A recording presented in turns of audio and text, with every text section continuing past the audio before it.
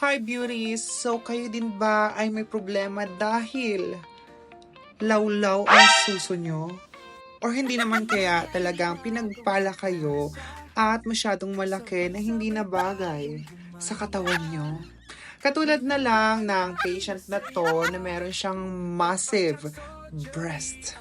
At ito naman ang kanyang after.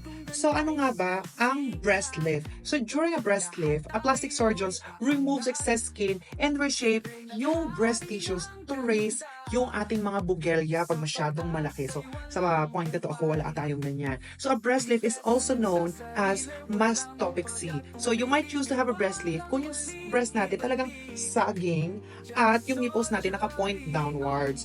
A breast lift might also boost your confidence, pati yung self-image natin. Siyempre, pag medyo tama lang yung size ng Bugelia Marie, di okay lang, di ba? Bagay sa ating katawan, lalo na kung masyado tayo